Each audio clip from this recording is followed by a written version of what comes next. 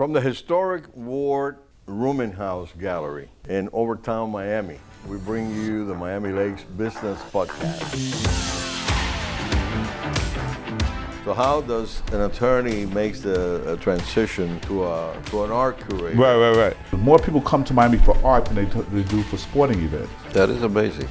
You can argue that disco started in Miami. I think I made it in Miami Lakes now. Stay here with Fred.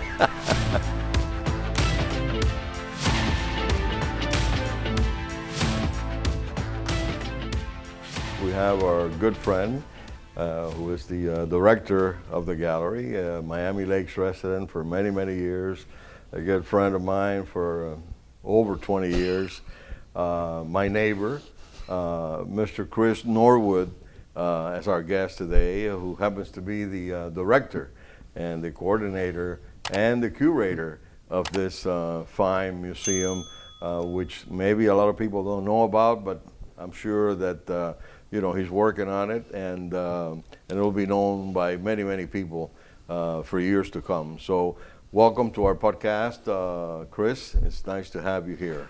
Man, I'm nice to be here. I think I made it in Miami Lakes now. Stay here with Fred. I see that. What makes this place, the actual Ward Rooming House, historic? Well, this place is historic because first, it's a historic Overtown. Overtown is a pioneer community of Miami.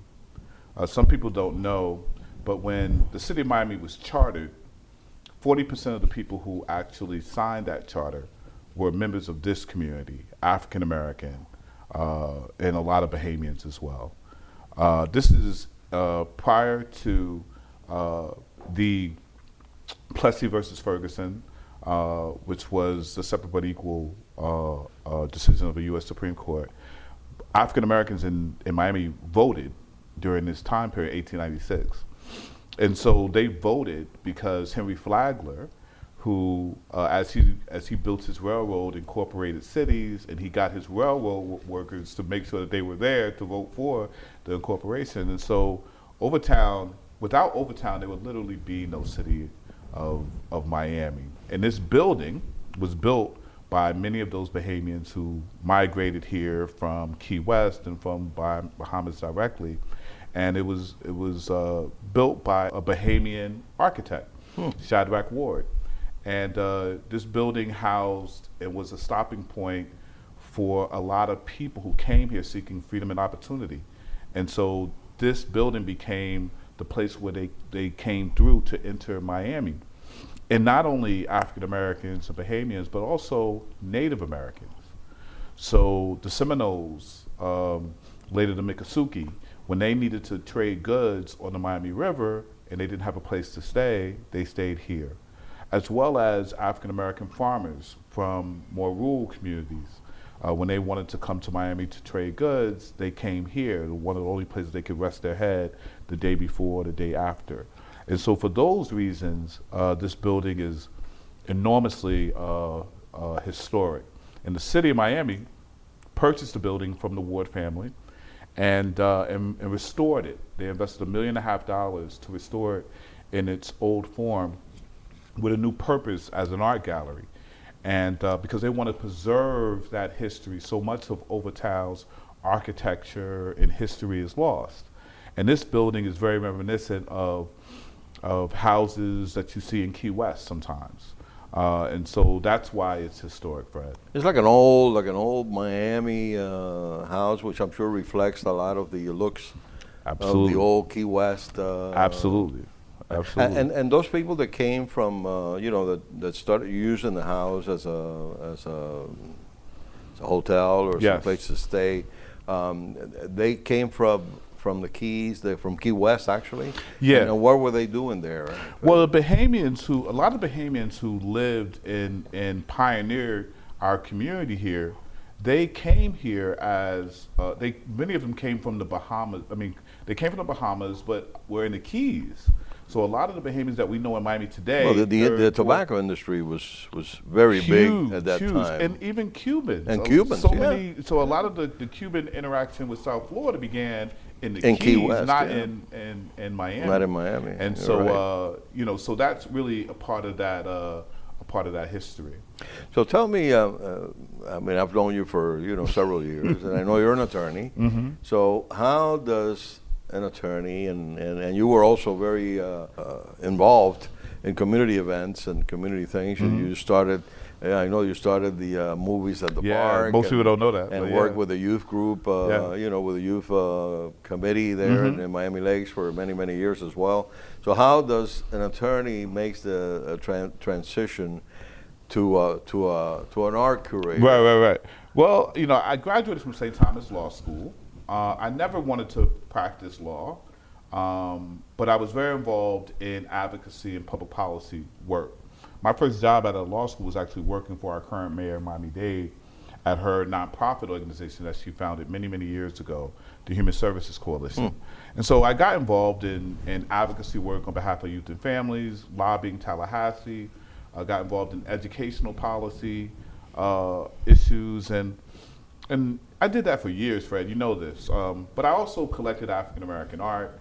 I had an opportunity. I wanted to create an opportunity for my alma mater, my undergraduate alma mater, Hampton University, which is in Hampton, Virginia. It has the oldest African American museum on its campus. Oh, wow. And during Basel one year, I wanted to promote the university, promote our art collection, because African American art has been, the market for it has ballooned over the past 10, 15 years. And so we have this amazing art collection, and I wanted to showcase it during Basel. And because of the relationships that I had as an advocate, I knew people in the city of Miami. They were looking to have someone come in here and do art events in this space, and over time they essentially gave me the building to operate as a art gallery. And it didn't happen all at once. It happened kind of incrementally. I just wanted to do something during Basel, and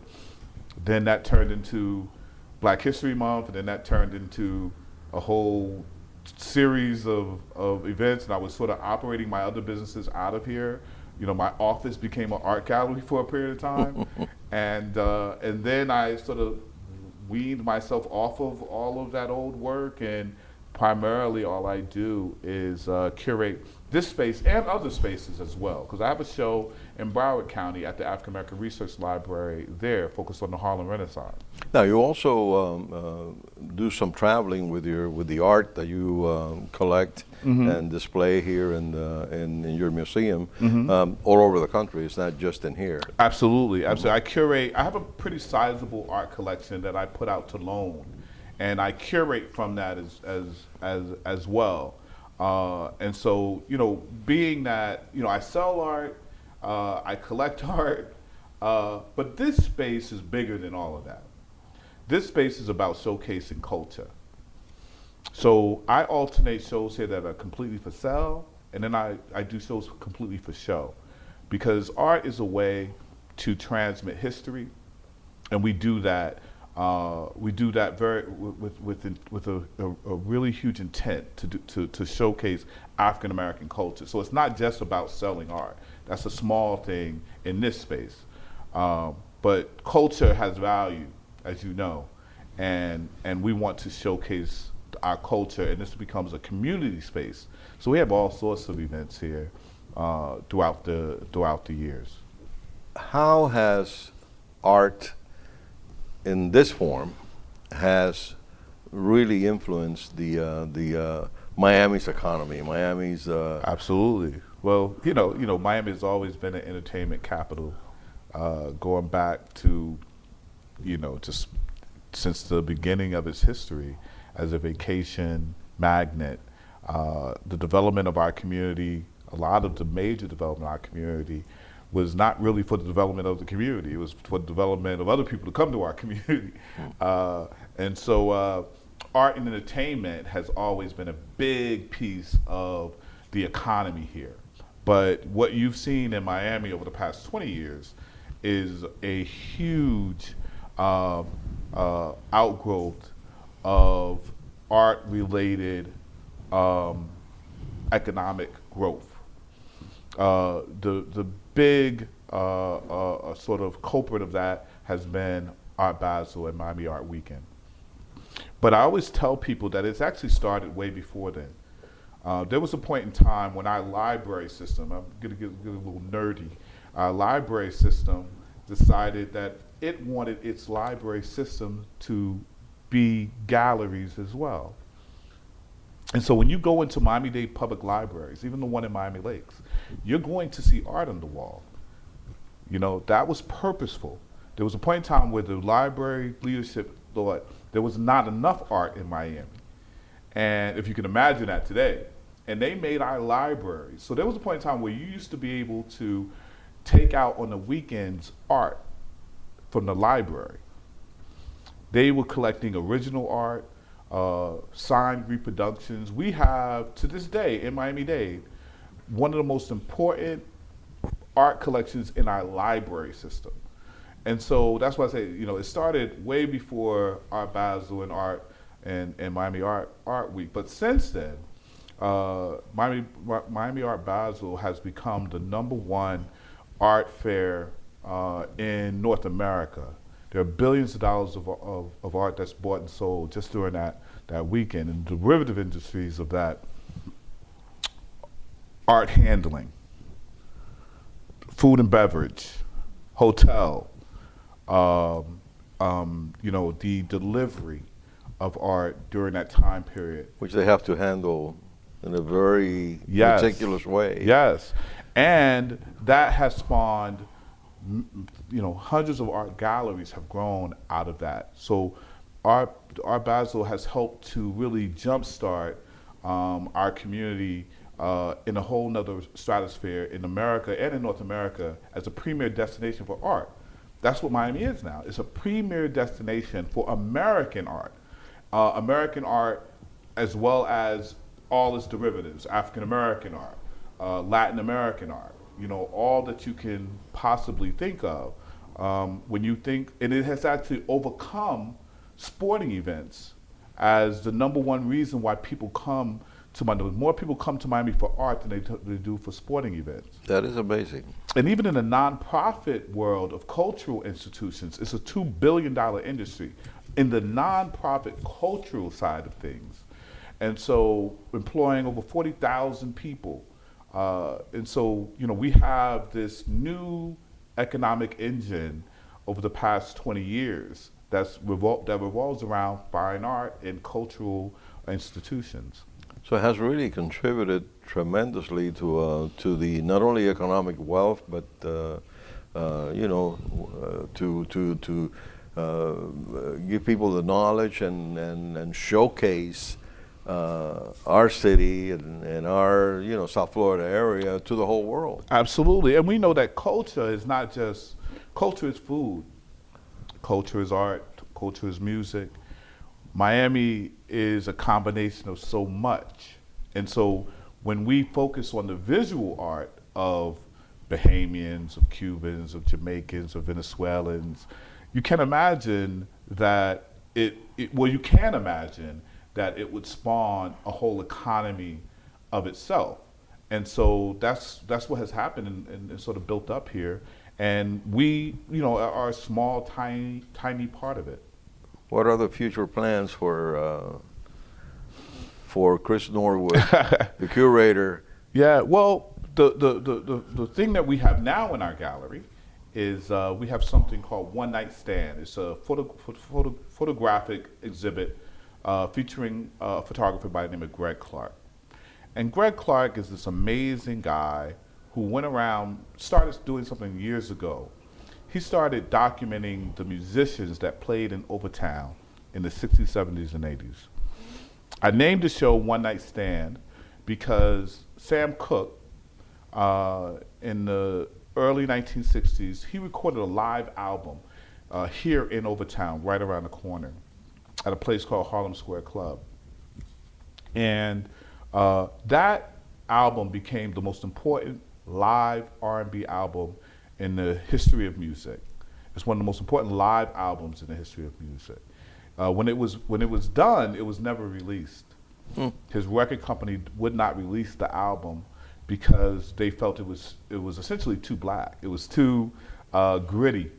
You could feel the sweat in the room. You know, they were trying to make Sam Cooke a pop star, and but he had a church background, and so he was playing the same songs that you heard on the radio, but he played it with a spiritual overtone. You know what I'm talking about.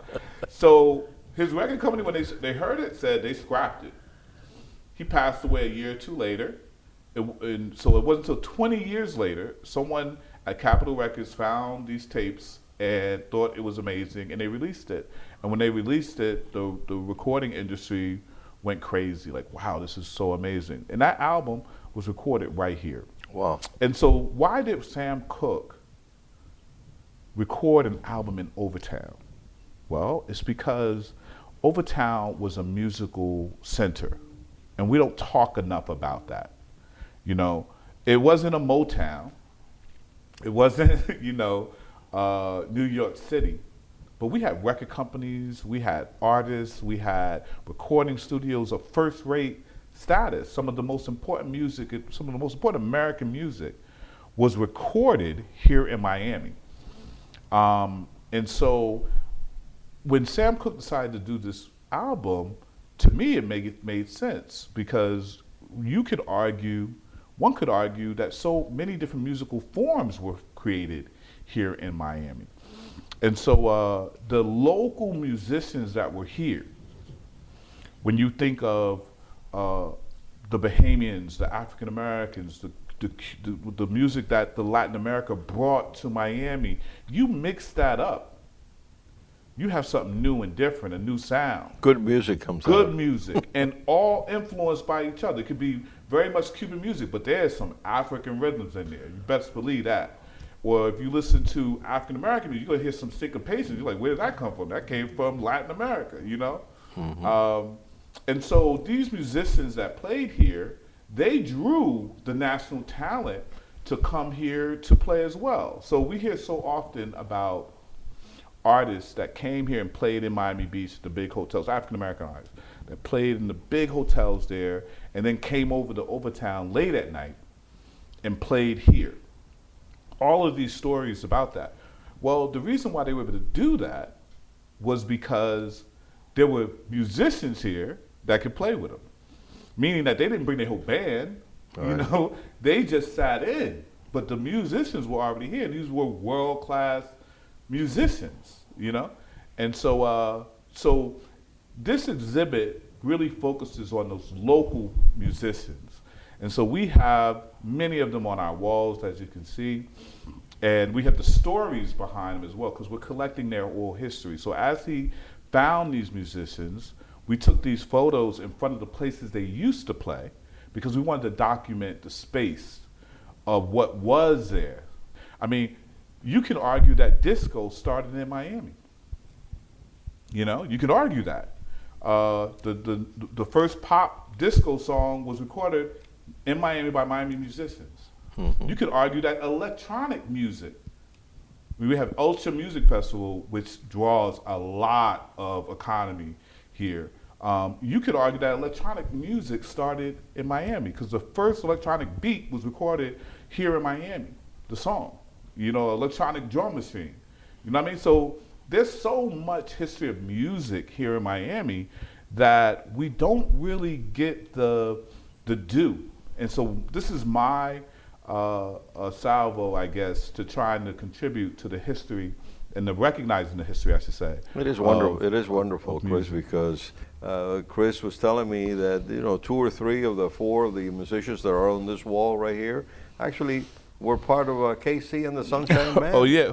Right. Which, Who's a Miami Laker? I didn't know that. But KC's a Miami Laker. Oh, I know he's a Miami Laker. Yeah, he's a Miami Laker. We used to press a lot of his records. Mm-hmm. Well, he was selling millions of records here in Miami, in Hialeah, actually, in the pressing plants. So it's been, if nothing else, it's been very educational, I would say, and and I wish you the best in your. And whatever the future brings, and I really invite everyone to stop by There's good parking available at the museum, and it's always good to learn about our part of our history. So, Chris, thanks so much for being here with us. Absolutely, absolutely. Thank you. And there was certainly. I'll see you tomorrow taking out your garbage. There you go. We'll see each other on Tuesday mornings and Friday mornings. So thank you so much. No problem. So there you have it, folks. Until next time.